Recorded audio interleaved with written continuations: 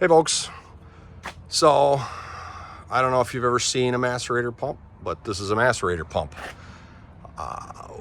When we got the Mammoth and now this is the Yukon, I have the same problem. It's just too tall to fit into the door of my shop on the truck. I can put it on the cart, push it in with the forklift or the tractor, but that's a lot of fooling around just to dump the tanks. At that point, I would just drive down to the municipal dump station we have near us and dump there.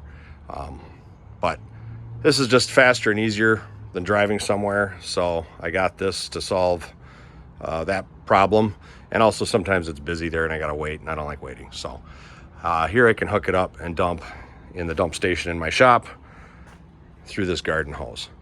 I could string out regular sewer hose, but I'd need like almost 50 feet to get that far back to where it is, and I don't really feel like stringing out that much hose, and I don't even have that much sewer hose.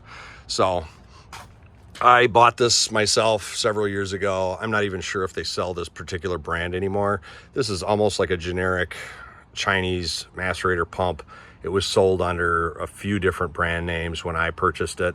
I just went with this one because it had decent reviews and it was pretty inexpensive. So I did add a 6-inch extension and a 45-degree elbow here to get it out, to see what's going on and also be able to have these connections free.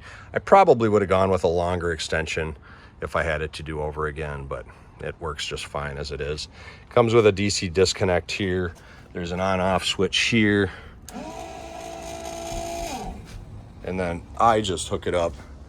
This is the battery compartment, or what the battery compartment would be, but we've got an off-grid system, so batteries are in the basement.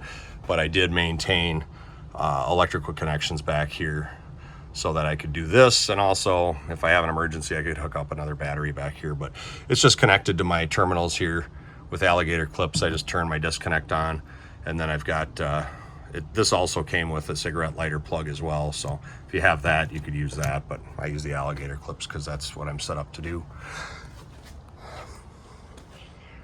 So if you have any questions, let me know. I don't know if it matters because this is kind of an old pump. They might not even have this model anymore, but there's the model number. Looks like it pulls 12 amps. Anyway, so that's about it. If you have any questions, let me know. If you do decide to do this, it works great, but just remember, don't drink out of that hose. Take it easy.